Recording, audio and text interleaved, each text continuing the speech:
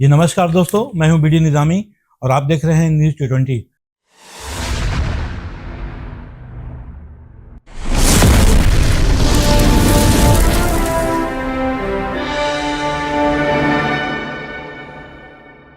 आज हम यहां पर आए हुए हैं एक ऐसे नेता के पास जिसके लगभग 35 सालों का उनका राजनीतिक सफर रहा है।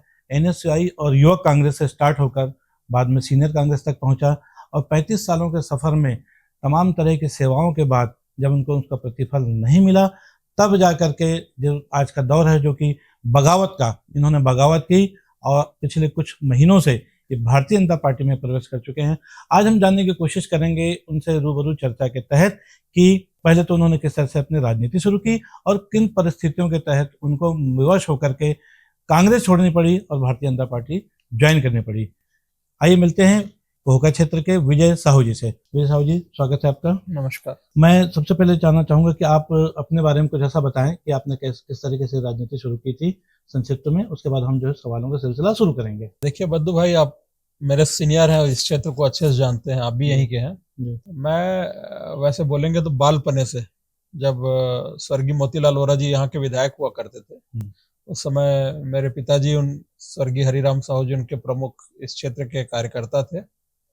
तो उस समय जब मुझे लगता है शायद मैं 12-13 साल की अवस्था में रहा हूँगा, उस समय जब भी ये चुनाव होते थे तो हम लोग को बिल्ला बैच बांटने की जिम्मेदारी घर घर दी जाती थी और तब से हम लोग बाल रूप में ही उस समय से हम लोग कांग्रेस से जुड़ गए थे।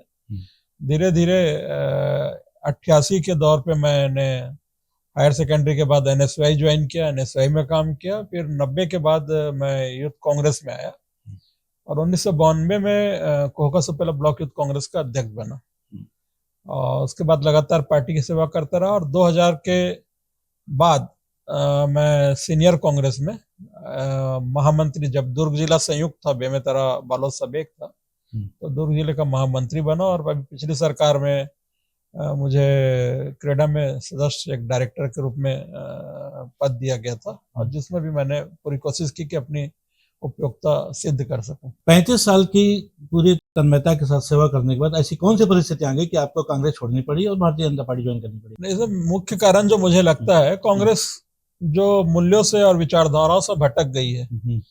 मैं बार बार हर मंच पे ये बात को बोल रहा हूँ, दिल्ली से लेकर रायपुर तक, गांव तक कांग्रेस अपनी विचारधाराओं से, जिस विचारधाराओं को लेकर आजादी की लड़ाई लड़ी गई, जिसमें हमारे दादाजी, हमारे पूर्वजों ने और इस देश के बड़े बड़े तपस्वियों ने अपना योगदान दिया था, उस विचारधारा से कांग्रेस कोसों दूर चले गई है और अब वो कांग्रेस वैचारिक धरातल से उतर के व्यापारिक संस्था बन गई है, ऐसा मुझे लगता है।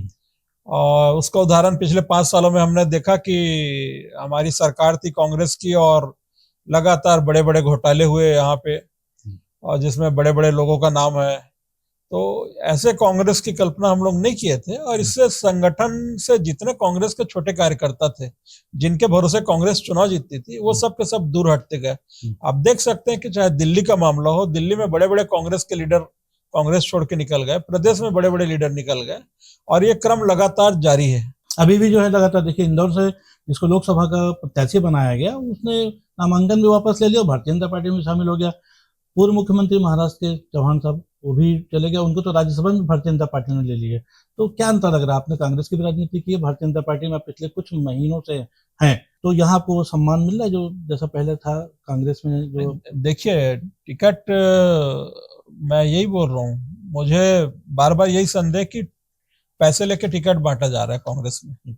उसी का नतीजा जो इंदौर में हुआ है, उसी का नतीजा जो सूरत में हुआ है कि लोगों ने टिकट लेने के बाद आखिरी में कांग्रेस को दगा दिया क्योंकि उन्होंने पैसा देके टिकट लिया रहा होगा। ये स्थितियां बन रही है सब जगह।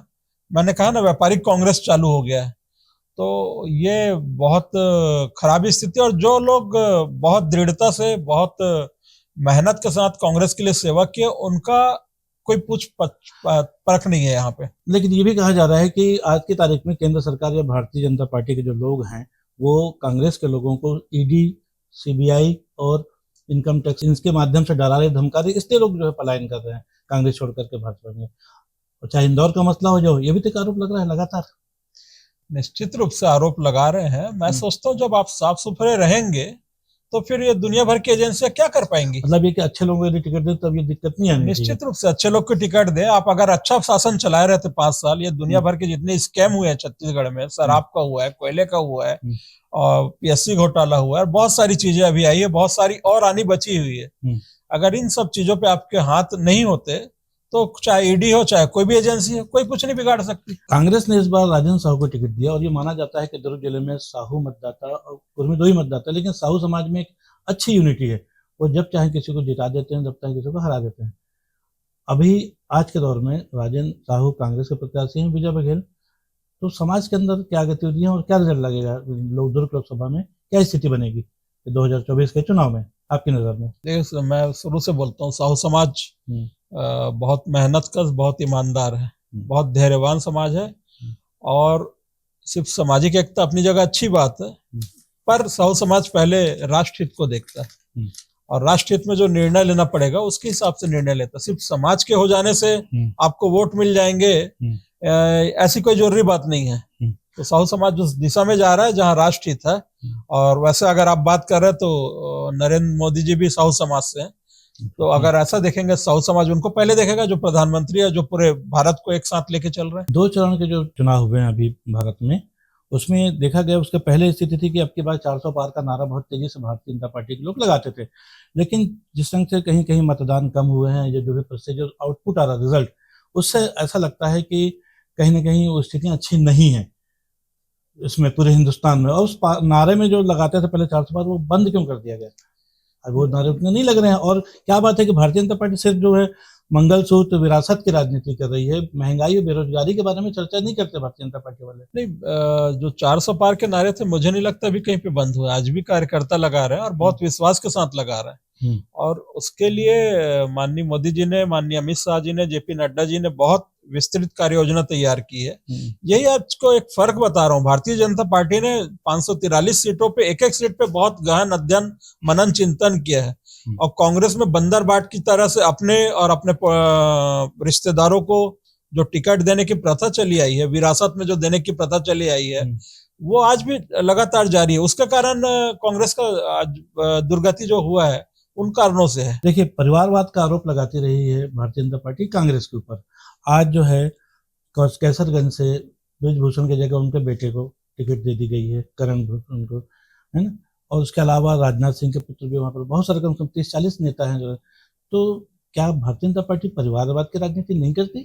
भारतीय जनता पार्टी योग्यता की राजनीति करती है। किसी का पुत्र होना गुनाह नहीं है, उसका राजनीति में आना भी गुनाह नहीं है, मैं नहीं समझता, लेकिन उसके अंदर योग्यता होनी चाहिए। उन्होंने, राजनाथ जी के पुत्र ने योग्यता साबित की है, और अभी ब्रिजभूषण जी के पुत्र की आप बात कर रहे हैं, उन्होंने अपने सर्वे में पाया होगा, और वो उसको साबित भी करके दिखाएंगे कि वो चुनाव किस तरीके से लड़ा जाता है, कैसे जीता जाता है। पर कांग्रेस में तो मस्ट है कि परिवार से ही होना चाहिए, तभी राजनीति होगी। लेकिन देखिए, अमेठी में आज कांग्रेस ने जो प्रत्याशी दिया है किशोरी लाल शुक्ला, वो तो उनके परिवार का नहीं है, जबकि अमेठी उनकी परंपरागत सीट है। तो उस तरफ देखा जाए तो कहीं ना कहीं उन्होंने इस बात को तो बताया कि हम परिवार के बाहर भी एक सामान्य से कार्यकर्ता को भी अमेठी जैसी परंपरागत सीट से टिकट दिया उन्होंने। तो परिवारवाद से कहीं ना कहीं बच भी रहे हैं लोग। अमेठी में परिवारवाद वाली बात नहीं है। अमेठी में तो राहुल गांधी जी सीट छोड़ के पलायन कर लिए थे वायनाड में। अभी जब पूरे देश के कांग्रेसियों का दबाव पड़ा कि आपको अमेठी लड़ना चाहिए, अभी 2-3 दिन पहले कांग्रेस ने टिकट घोषित किया था अमेठी से राहुल गांधी जी को और रायबरेली से प्रियंका जी को, और आज ही उसको फिर से चेंज किया गया। अब रायबरेली से राहुल जी लड़ रहे हैं और अमेठी को किशोरी लाल शर्मा जी को दिया गया। तो ये कुछ दिनों पहले प्रियंका जी के पति रॉबर्ट वाड्रा जी ने भी अमेठी से चुनाव लड़ने की इच्छा जताई थी। वहां तो परिवार के बीच घमासान मचा हुआ है कि पार्टी को लीड कौन करेगा। राहुल जी प्रियंका जी को काट रहे हैं, प्रियंका जी राहुल जी को काटने में लगे हुए, और एक आंतरिक स्थिति बहुत चिंताजनक हो गई है। सोनिया जी से कुछ संभल नहीं रहा है, और कांग्रेस, मैंने कहा, बिना दिशा के, बिना पतवार के चल रही है। महिलाओं की बात करें, हम महिलाओं के लेकर के हमेशा कई तरह के आरोप भारतीय जनता पार्टी के नेता लगाते रहते हैं, लेकिन यदि पलट कर देखते हैं सिक्के के तस्वीर का दूसरा पहलू, तो चाहे वो पहलवानी से जुड़ी हुई महिला खिलाड़ी हों, या तमाम जो यूपी में कुछ घटनाएं, एक मंत्री के बेटे ने कुचल दिया था कई लोगों को, और जो उन्नाव की घटना है जिसमें रेप पीड़िता के परिवार वालों को जान से भी खत्म हो गई एक्सीडेंट के उसमें। तो इन सब चीज़ों में कैसे इसको आप देखते हैं घटना? भारतीय जनता पार्टी कैसे कह सकते हैं कि महिलाओं के लिए संवेदनशील है? एक घटना और है मणिपुर की, लगभग साल भर हो गया है मणिपुर में जिस ढंग से महिलाओं के साथ घटनाएं, और सोशल मीडिया में सब कुछ दिख रहा है, साफ साफ दिख रहा है, लेकिन प्रधानमंत्री नरेंद्र मोदी और भारतीय जनता पार्टी का कोई भी बड़ा नेता इस बारे में किसी किस्म की बात नहीं करता। देखिए, महिलाओं की जो घटना है, पूरे देश में किसी का भी शासन चला है, जब जब घटनाएं होती है, अभी आप जिस घटनाओं की बात कर रहे हैं यूपी में और तमाम जगह पे, तो वहां पे कार्रवाई है, लोगों के खिलाफ जांच चल रही है, जो भी लोग हैं, और जो दोषी पाए जाएंगे उनके खिलाफ निश्चित रूप से कोर्ट है, कोर्ट के अंदर कार्रवाई होगी। मणिपुर की घटना बहुत संवेदनशील घटना, वहां दो बड़े समुदायों के बीच आपसी बहुत विध्वंस की लड़ाई चल रही है, और चूंकि वो बॉर्डर का क्षेत्र है, बहुत सारी चीजों को समझ के वहां पे चलना पड़ रहा है। ये मतलब हमको भारत को भी बचाना और वहां पे महिलाओं की सुरक्षा का भी मामला है। उन तमाम इशू पे बहुत गंभीरता के साथ खुद अमित शाह जी जाके वहां पे कैंप किए हैं, और लगातार कोशिश चल रही है कि वहां दोनों पक्षों से, मैतेई और कुकी जो समुदाय हैं, उनको आपसी बातचीत करके समझा के किसी भी तरीके से वहां शांति बहाल की जा सके। ये वो बहुत गंभीर घटनाएं वहां पे हो रही है, पर देश के अस्तित्व का भी सवाल है वहां पे। तो उन समान सभी चीजों को ध्यान में रख के वहां पे निर्णय लिया जा रहा है, और जो भी लोग गलत कर रहे हैं, जो भी किए होंगे, उस पर कार्रवाई तो होनी है। भारतीय जनता पार्टी के बारे में ये कहा जाता है कि चुनाव के इन मौके पर कहीं ना कहीं कुछ ऐसी बड़ी घटनाएं हो जाती हैं जिसका लाभ भारतीय जनता पार्टी को मिलता है। जैसे कि पिछले साल मतलब 2019 के चुनाव में पुलवामा की एक बड़ी घटना हुई थी, उनके जो दोषियों को आज तक नहीं ढूंढ पाई सेंट्रल गवर्नमेंट, 5 साल पूरा हो गया। देखिए और सर, जबकि दूसरी घटना है उससे जुड़ी अभी अमित शाह जी का एक वीडियो कथित तौर पे जो फेक वीडियो था, उसको मॉडिफाई कर, उसमें 24 घंटे के अंदर आरोपी भी मिल गए, अरेस्ट भी कर लिए गए, लेकिन पुलवामा के शहीदों के जो आरोपी थे उनको नहीं ढूंढ पाई केंद्र सरकार। देखिए, ये पुलवामा में जो घटना हुई थी बहुत दुखद थी, और आप इससे पहले भी देख चुके हैं, भारत के अंदर जब उरी और ये सब घटनाएं हुई थी, तो भारतीय सेना ने पाकिस्तान के अंदर जाके स्ट्राइक किया था, हमारे ऑक्युपाइड कश्मीर के अंदर जाके स्ट्राइक किया था, और वहां पे बहुत सारे आतंकवादियों को मारा था। लोग लगातार जांच चलते रहती है, लोग बॉर्डर का फायदा उठा के यहाँ से वहां आना जाना करते रहते हैं, और मैं समझता हूँ आज नहीं तो कल आरोपी पकड़े जाएंगे, और जब पकड़े जाएंगे तो उनकी वही दुर्दशा होगी जो अभी जितने आतंकवादी है वहां पे घटनाओं में लोगों का हुआ है, तो उनके साथ भी वही हश्र होगा। कांग्रेस के मैनिफेस्टो के बाद भारतीय जनता पार्टी के नेता करते हैं, यहाँ तक प्रधानमंत्री भी करते हैं, और उसमें बात आती है विरासत की, वसीयत की, मंगलसूत्र की, जो कि कांग्रेस के घोषणा पत्र में कहीं भी नजर नहीं आया। और इस बात को तमाम जो बड़े सोशल मीडिया में तमाम बातें साबित हो रही है। ये गलत तो नहीं लगता आपको कि ये जो बातें जो हो रही हैं, ये संकल्प पत्र में या घोषणा पत्र में तो कांग्रेस के है ही नहीं है, फिर इन बातों को चुनाव के समय क्यों सामने लाया जा रहा है? नहीं, कई चीजें घोषणा पत्र में नहीं रहती, लेकिन लोगों को जेहन में रहती है। विरासत की बात है तो आज कांग्रेस के अंदर ही राहुल जी की स्वीकार्यता खत्म हो चुकी है, पर चूंकि सोनिया जी के, राजीव जी के बेटे करके कांग्रेस को लीड आज भी कर रहे हैं इनडायरेक्ट रूप से, खड़गे जी के ऊपर बैठ के। खड़गे जी ने डिसाइड किया कि अभी अब मैंने बताया आपको, अमेठी से राहुल जी लड़ेंगे और रायबरेली से प्रियंका जी, उन्होंने फिर से उनको चेंज कराया। लेकिन उसकी कोई औपचारिक घोषणा नहीं हुई थी। वो हो गई थी, वो भी लिस्ट आई थी, वो भी लिस्ट आई थी, हाँ वो भी लिस्ट आई थी, मैंने देखा था उस लिस्ट को। तो ये मैंने कहा, परिवार के अंदर, विरासत के अंदर भी विरासत को संभालने की तैयारी, और जो भी ये कोशिश भी कर रहे हैं सबके सब अयोग्य लोग हैं, इसलिए देश की जनता स्वीकार नहीं है। देश बहुत धैर्यवान है, बहुत तार्किक तरीके से चलता है, अगर उनमें क्षमता रहती तो देश उनको स्वीकार करता। अब मेरा ऐसा मानना है कि उनके अंदर क्षमता नहीं है, उन्हें समय होकर राजनीति से दूर हट जाना चाहिए, और जो अच्छे लीडर हैं कांग्रेस के, उनके हाथ में कांग्रेस की राजनीति को सौंप देनी चाहिए। कांग्रेस के पतन के क्या कारण आपकी निगाह में? यही विरासतवाद है सबसे बड़ी बात, और दूसरा